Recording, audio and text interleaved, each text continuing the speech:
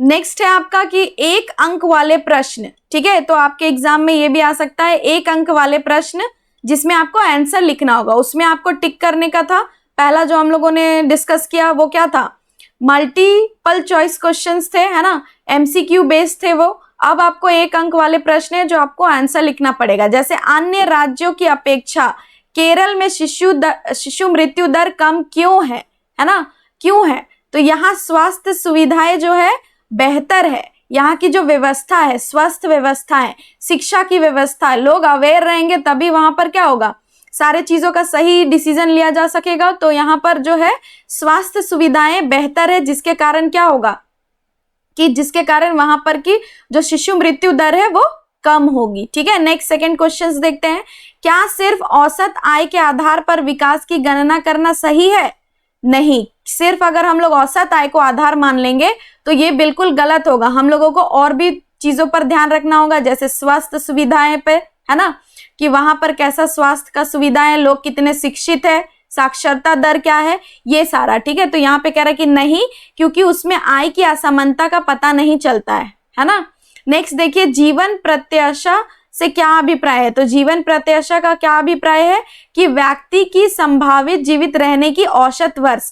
तो व्यक्ति जो कितने वर्ष तक जीवित रहेगा, उसकी जीवन की प्रत्याशा क्या कहलाता है कि उसकी औसत वर्ष की कितने वर्ष तक वो जीवित रहेगा, ये आपकी प्रत्याशा को दर्शाता है। नेक्स्ट, जीडीपी का अर्थ क्या है? तो जीडीपी किसी देश की सकल घरेलू उत्पाद, ग्रोस डोमेस्टिक प्रोडक्ट। ठीक है, नेक्स्ट, भारत में सर्वाधिक उच्च मानव सूचकांक किस राज्य का है? तो केरल राज्य का है। मानव का सबसे ज्यादा विकास का जो अच्छा परफॉर्मेंस है यहीं केरल में हो रहा है। नेक्स्ट है, मानव विकास सूचकांक की गणना में किस संगठन के द्वारा की जाती है? तो यूएनडीपी। ठीक है, यूएनडीपी आपका ये इंपॉर्टेंट है, इसके बारे में एक मैं शॉर्ट वीडियो बनाऊंगी यूएनडीपी के, आप उसको भी देख लेना, ये एग्जाम में आपके आ सकता है। नेक्स्ट देखिए, सार्वजनिक वितरण प्रणाली क्या है?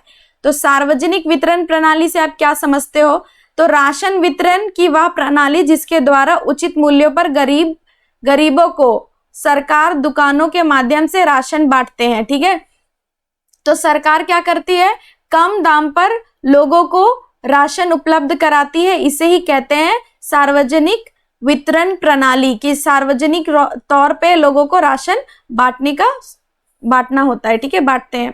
जन सुविधा क्या है? जन सुविधा वे सुविधाएं जो मानव के जीवन को बेहतर बनाने के लिए आवश्यक होती है, उसे ही जन सुविधाएं कहते हैं। ठीक है, तो जन सुविधा, तो लोगों के हित के लिए सुविधाएं होंगी तो उन्हें ही जन सुविधा कहा जाएगा। अनवीकरणीय संसाधन का उचित उपयोग क्यों जरूरी है? क्योंकि इसे जो गैर नवीकरणीय संसाधन है वही है आपका अनवीकरणीय संसाधन, जिसमें क्या होता है, टाइम बहुत लगता है। तो यहाँ पर हम लोगों को क्या करना होगा कि उसका सही तरीके से इस्तेमाल करना होगा ताकि आने वाली पीढ़ी भी उसका इस्तेमाल कर सके। तो क्योंकि संसाधन सीमित मात्रा में उपलब्ध है और इन्हें पुनः प्राप्त नहीं किया जा सकता है, ठीक है, तो हम लोग पुनः इसे प्राप्त नहीं कर सकते हैं, इसीलिए हम लोगों को इसका उचित प्रयोग करना चाहिए, जिससे ये ज्यादा टाइम तक हम लोग इसका उपयोग कर सके और ये हमारे आने वाली पीढ़ी भी इसका उपयोग कर सके। नेक्स्ट है आपका दीर्घ प्रश्न उत्तर। ठीक है, तो दीर्घ प्रश्न ये आपके एग्जाम में 3 to 5 मार्क्स वाले क्वेश्चन है। ठीक है, बहुत इंपॉर्टेंट है। पहला आपका विकास के लक्ष्य विभिन्न होते हैं। ठीक है, तो विकास के लक्ष्य भिन्न होते हैं और ये कभी कभी परस्पर विरोधी भी हो सकते हैं। इस कथन को स्पष्ट करिए। कह रहा है कि विकास के लक्ष्य तो अलग अलग हो सकते हैं ना, जैसे कि एक देश में किसी चीज का किसी देश में कोई एक चीज अच्छा है तो उसको दूसरे चीजों पर ध्यान देना होगा, तो ये किसी देश का अलग हो सकता है किसी एक देश से। तो इस पर हम लोग डिस्कशन करते हैं। देखिए, प्रत्येक व्यक्ति का या समूह के विकास के लक्ष्य भिन्न हो सकते हैं और कई बार इनकी प्रकृति परस्पर विपरीत भी हो सकती है, कि जैसे एक देश का दूसरा है और एक देश का उससे बिल्कुल डिफरेंट है, दोनों में कोई सिमिलैरिटीज नहीं है। एक के लिए विकास का लक्ष्य दूसरे के लिए विनाश का कारण भी बन सकता है, बिल्कुल। ठीक है, जैसे उदाहरण के लिए नदी पर बांध बनाना वहां के किसानों के विस्थापन का कारण बन सकता है। ठीक है, जैसे कि नदी पर अगर हम लोगों ने बांध बना दिया तो एक जो है आपका उसमें एक अच्छा पॉइंट है कि आपको सिंचाई की भी सुविधा होगी, पानी की कमी नहीं होगी उस एरिया पे। लेकिन जब वो ओवर फ्लडेड हो जाएगा तब क्या होगा कि वहां पर बाढ़ आने की भी चांसेस है। ठीक है, दूसरा क्या है, तीसरा पॉइंट ये है कि आपको जो विस्थापन मतलब कि वहां के लोगों को वहां से हटा दिया जाएगा, क्योंकि वहां पर जब ओवरफ्लो हो जाएगा तो क्या होगा, वहां पर फ्लड आ सकता है, बाढ़ आने की संभावना है, इसीलिए वहां पर के आसपास के लोगों को वहां से विस्थापित कर दिया जाएगा। तो इस तरह से एक जो विकास हो रहा है वहां पे, लेकिन उसका दूसरा परिणाम क्या हो रहा है कि दूसरे लोगों के लिए हानिकारक भी साबित हो सकता है। ठीक है, एक विकास और विकसित देश की मुख्य विशेषता क्या होती है? अगर विकासशील देश है और विकसित देश है, तो दो देश का बता रहे हैं यहाँ पे, एक विकसित है और एक विकासशील है, जिसमें विकास परस्पर चल रहा है, अभी भी विकास हो रहा है, तो उसे हम लोग कहेंगे विकासशील देश। और जहां पर विकास की कार्य जो है वो पूरी हो चुकी है, वहां पर पूरे तरीके से विकसित वह देश हो चुका है। ठीक है, तो कह रहा है कि पहला विकसित देश किसे कहेंगे?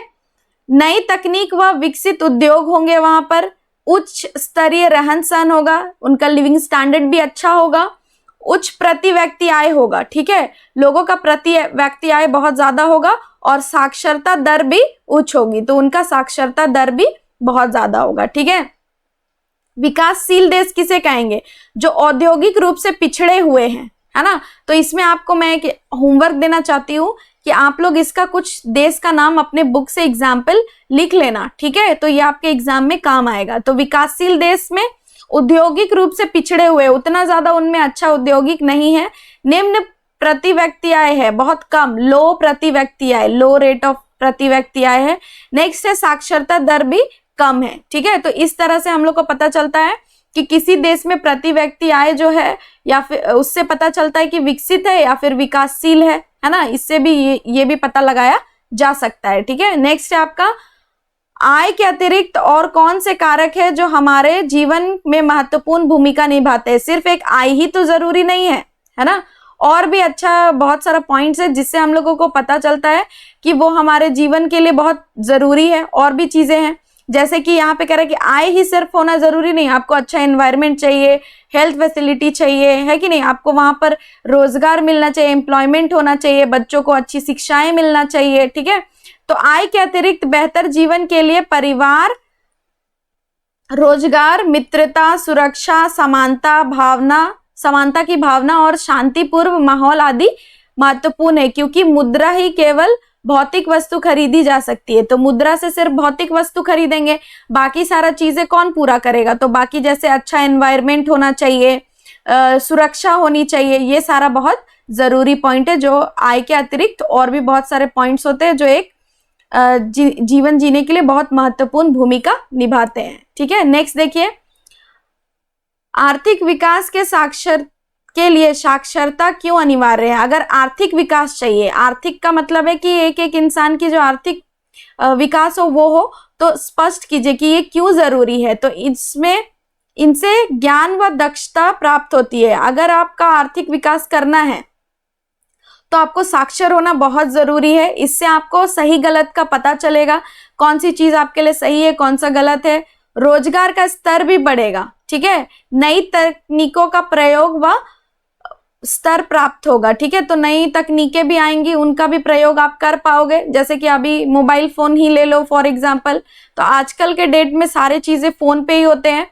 तो अगर आपको फोन टेक्नोलॉजी को हैंडल करना नहीं आएगा तो आप विकास की दौड़ में पीछे रह जाओगे। ठीक है, तो ये आपका है। नेक्स्ट, लोगों में स्वास्थ्य, पर्यावरण आदि के प्रति जागरूकता भी बढ़ानी होगी। ठीक है, लोगों के प्रति जो एक उनकी अंदर एक जागरूकता, अवेयरनेस होना चाहिए कि हम लोग जो है स्वस्थ रहे, स्वस्थ रहने के लिए कुछ जो तकनीक है उनका इस्तेमाल करें। फिर जो आपका जो क्या कहते हैं पर्यावरण को भी साफ रखे, ये सारा जो है बहुत जरूरी है।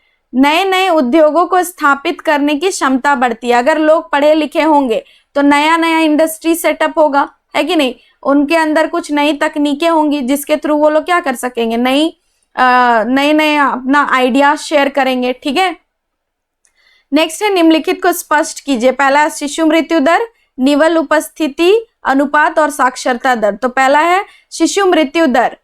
किसी वर्ष में शिशु मृत्यु दर हम लोगों ने पहले भी डिस्कस किया कि 1000 जो है उसमें से कितने बच्चे 1 वर्ष की आयु तक जो भी बच्चे का डेथ हो गया उनका जो अनुपात है। शिशु मृत्यु दर विकास वर्ष में पैदा हुए 1000 जीवित बच्चों में से 1 वर्ष की आयु से पूर्व मरने वाले शिशु का अनुपात है। ठीक है, नेक्स्ट निवल उपस्थिति अनुपात में क्या कह रहा है, 6 से 10 वर्ष की आयु में स्कूल जाने वाले बच्चों का उस आयु वर्ग के कुल बच्चों के साथ प्रतिशत, की जो 6 से 10 साल के बच्चे हैं उनमें से जो बच्चे स्कूल जाते हैं, ठीक है, और कह रहा है कि जाने वाले बच्चों की कुल जो संख्या है, कुल जो बच्चे हैं उससे उस आयु का जो आयु वर्ग के कुल बच्चों के साथ उनका प्रतिशत निकाला जाएगा कि टोटल कितने बच्चे हैं और उनमें से कितने बच्चे स्कूल जाते हैं, उनका प्रतिशत निकाला जाएगा। तो यही है आपका निवल उपस्थिति अनुपात। ठीक है, थर्ड इज साक्षरता दर।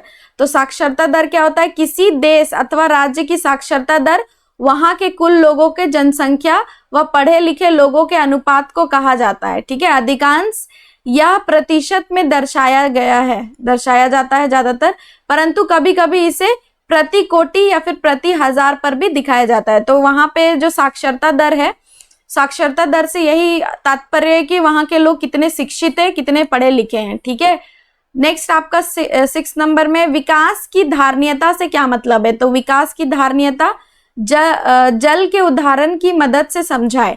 तो देश या विश्व की विकास, जो देश है या फिर विश्व है उसकी विकास होता है और बल्कि भविष्य में भी भावी पीढ़ी के लिए स्तर बने रहे, मतलब कि जो ये दिन प्रतिदिन जो है इसमें विकास चलता रहे। धारणीयता का मतलब है कि कंटिन्यूअस प्रोसेस होता रहे, ये खत्म ना हो जाए कि आज हुआ कल नहीं हुआ, तो ये विकास नहीं कहलाएगा। विकास में कंटिन्यूअस प्रोसेस चलता रहेगा और आने वाली पीढ़ी तक भी ये स्तर बना रहेगा। तो यहाँ एग्जाम्पल है जैसे कि भूमिगत जल एक प्राकृतिक संसाधन है या नवीकरणीय योग्य संसाधन है, इसका उपयोग सही प्रकार से करें जिससे भावी पीढ़ी उपयोग कर सकते हैं और जल की गुणवत्ता को नहीं घटने दे। जैसे कि हम लोग जो रेन वाटर हार्वेस्टिंग कर सकते हैं, जो जल का बारिश वाला जल है उसको संग्रहण कर सकते हैं, उसका पुनः प्रयोग भी कर सकते हैं आप छोटे मोटे काम में, जैसे आपके गार्डनिंग में वाटर देना हो, ये सारे काम में आप ला सकते हैं।